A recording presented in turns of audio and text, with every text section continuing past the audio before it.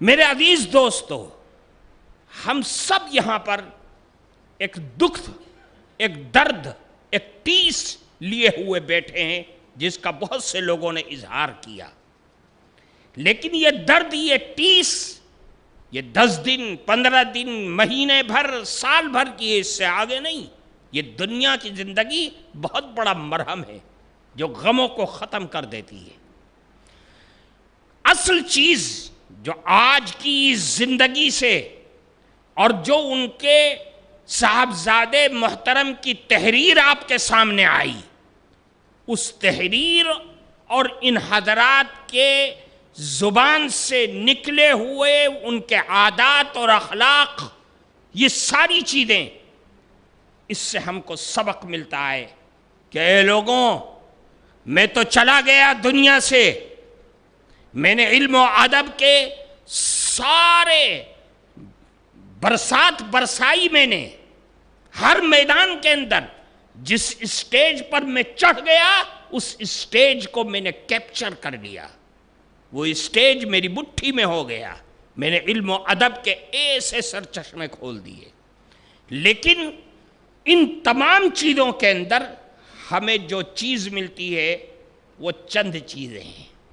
ایک ہے خدمت خلق، ایک ہے تواضع، ایک ہے اخلاق۔ یہ 3 بنیادی چیزیں ہیں، اور یہ اتنی طاقتور چیزیں ہیں جو انسان کو زمین سے اٹھا کر کے عرش پر پہنچا دیتی ہیں۔ خدمت خلق، اللہ کو بے پناہ پسند ہے، اللہ اپنے بندوں سے بے پناہ محبت کرتا ہے، اور جو بندہ اللہ کے بندوں سے، اللہ کی زمین پر محبت کرتا ہے، اللہ بھی اس کو سے محبت اور پیار کرنے لگتا ہے۔ خدمت خلق کا جذبہ۔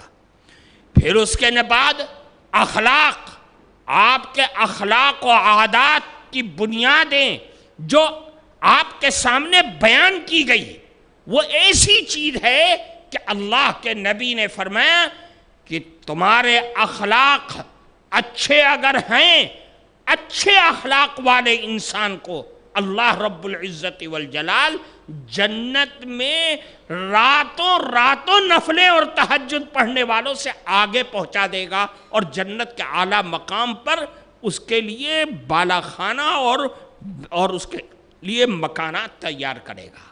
یہ اللہ کے نبی نے فرمایا ہے۔ پھر تواضع، کہ اپنے کو کچھ نہ سمجھنا، اپنے سامنے والوں کو آگے بڑھانا، اور آگے بڑھا کر کے ان کے اندر صلاحیتوں کو پیدا کرنا۔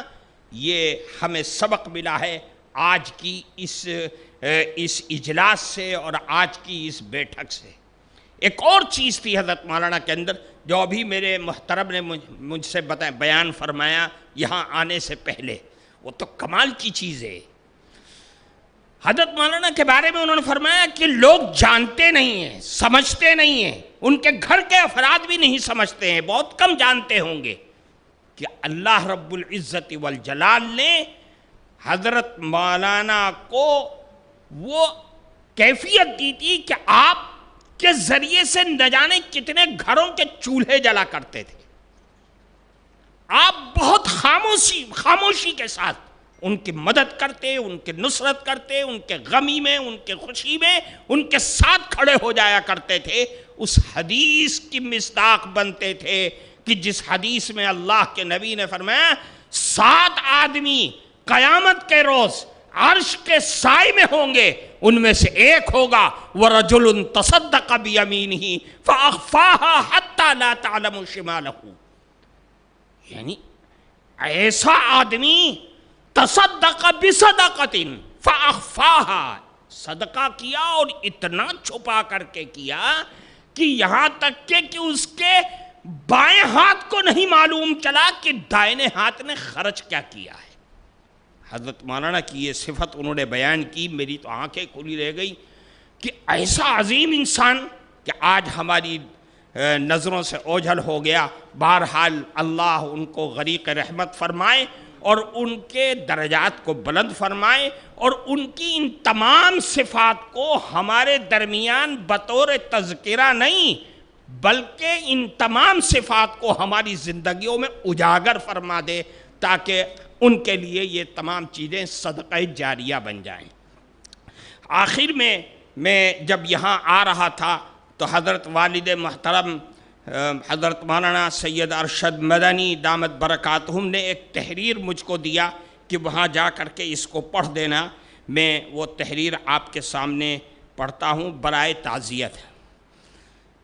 بِاسْمِهِ سبحانہ وتعالی، حضرت مولانا مستقیم احسن صاحب اعظمی صدر جمعیت علماء مہاراشٹر رحمہ اللہ، دارالعلوم دیوبند کے فاضل، اپنے اکابر رحمہم اللہ کے نقش قدم پر زندگی گزارنے والے اور خلق خدا کی خدمت کرنے والے آدمی تھے۔ اسی لیے انہوں نے اپنی پوری زندگی جمعیت علماء ہند سے وابستگی میں گزار دی۔ جمعیت علماء ہند کا ایک قدیمی نظریہ ہے کہ وہ کہیں بھی اور کبھی بھی جذبات میں اندھے ہو کر کام نہیں کرتی۔ آزادی وطن کے لیے ایک طویل، قیمتی اور بھاری بھرکم آزمائشوں سے بھری خدمت جمعیت علماء ہند کے اکابر نے انجام دی، لیکن تقسیم وطن کی سیاست جو انجام سے غفلت اور جذباتیت کی سیاست پر مبنی تھی، کبھی جمعیت علماء ہند نے اس کا ساتھ نہیں دیا۔ اپنوں کی گالیاں سنی، طرح طرح کی مشکلات کو ہنستے سہتے رہے، لیکن کبھی جذبات کی سیاست کو نہیں اپنایا۔ مولانا مستقیم صاحب مرحوم بھی یہی قیمتی نظریہ رکھنے والے اور اکابر رحمہم اللہ کے نقش قدم پر چل کر زندگی گزارنے والے قیمتی شخص تھے۔ عمر بھر انہی اکابر کے قائم کردہ قیمتی تاریخ رکھنے والی جماعت سے وابستہ رہے، یہاں تک کہ داعی اجل کو لبیک کہہ گئے۔ اللہ ان کی مغفرت فرمائے، پسماندگان کی نگہبانی فرمائے اور جماعت کو نعم البدل عطا فرمائے، آمین۔ جزاک اللہ خیر۔